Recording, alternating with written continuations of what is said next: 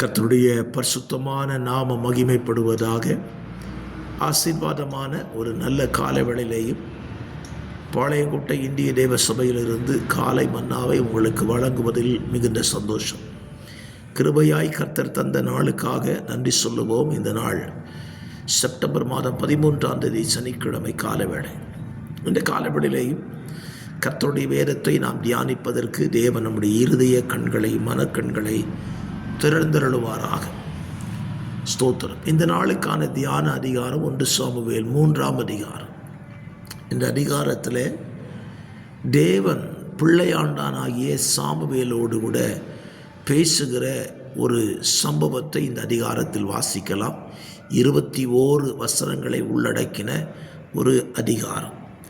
இந்த அதிகாரத்தில் நாம் இன்றைக்கு கற்றுக்கொள்ளுகிறதான காரியம், அந்த அதிகாரத்தில் ஸ்தோத்திரம் 7வது வசனம், சாமுவேல் கர்த்தரை இன்னும் அறியாதிருந்தான், கர்த்தருடைய வார்த்தை அவனுக்கு இன்னும் வெளிப்படவில்லை. சாமுவேல் தன்னுடைய சிறு வயதிலேயே ஆசரிப்பு கூடாரத்துக்கு வந்துவிட்டான். அவனுடைய வாழ்க்கை சிறு வயது தொடங்கியே ஆசரிப்பு கூடாரத்திலே ஆசாரியனோடு கூட சேர்ந்துள்ள ஒரு வாழ்க்கை இருந்தது.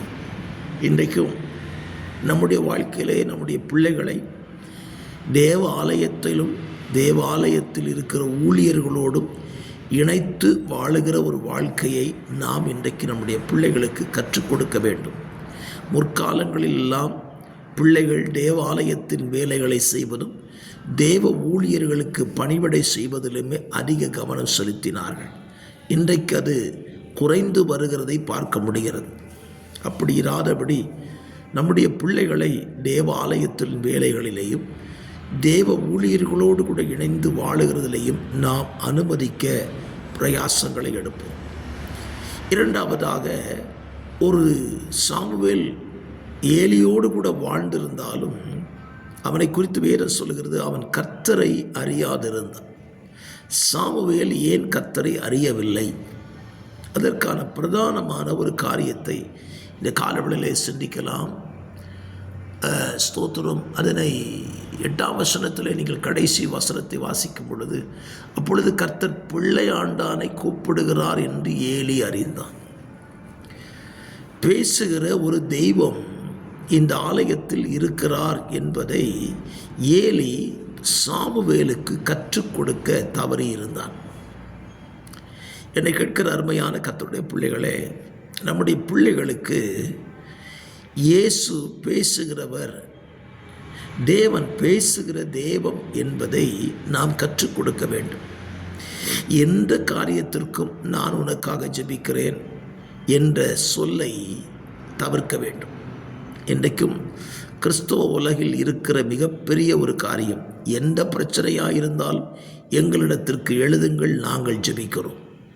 நான் சொல்லுவேன், தவறு அல்ல, மற்றவர்களுக்காக ஜெபிப்பது சரிதான். ஆனால் நீ தேவனிடத்தில் ஜெபி, உன் ஜெபத்தை தேவன் கேட்பார் என்பதை நாம் கற்றுக் கொடுக்க கடமைப்பட்டிருக்கிறோம்.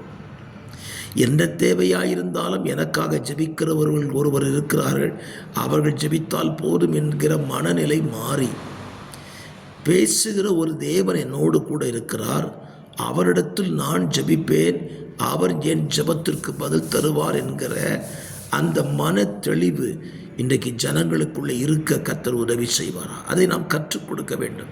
முதலாவது நம்முடைய பிள்ளைகளுக்கு கற்றுக் கொடுப்போம். நம்மோடு கூட தேவனை ஆராதிக்க வருகிற ஜனங்களுக்கு கற்றுக் கொடுப்போம்.